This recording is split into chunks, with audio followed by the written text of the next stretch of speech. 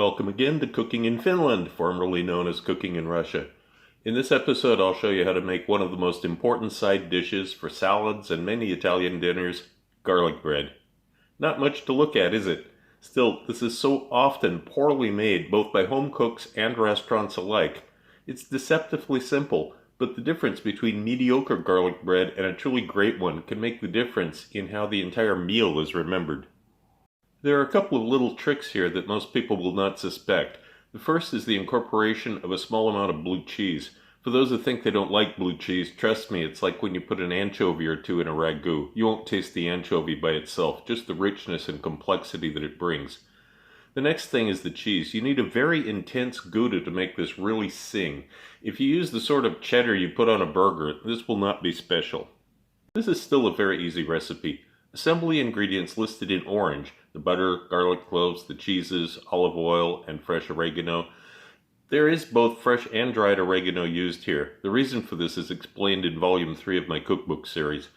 Give the garlic and the fresh oregano some rough chopping to ensure that they blend smoothly.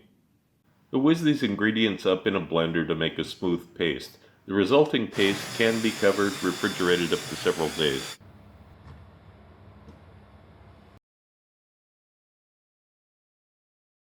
Green are buzzed up in an electric spice mill. These are loaded into a shaker, bottle, or can. You can sprinkle them by hand, but it's difficult to get perfectly even results without using the proper container. Next up, you need a quality bread for this. If you try to make this with ordinary sandwich bread or whole wheat, it will be very disappointing. Get a good sourdough or ciabatta bread, and the amount, of course, that you put on is up to you, but go fairly heavy. Then broil the slices for about 3 minutes with the coated side facing up. If you want it extra crunchy, you can turn the slices over for another minute or two, but some of the coating will drip off during that stage. Then lightly sprinkle with the dry mix. Let the pieces rest for about 5 minutes before serving, and that's it. Once again, a huge thank you to all my members for your support. There are more involved recipes coming soon, but the weather here has been incredibly hot the last couple of weeks. It was 35 Celsius today. That's 95 Fahrenheit here in Finland, believe it or not. So I'm waiting for it to cool off a bit before running the oven for hours to make more complex things.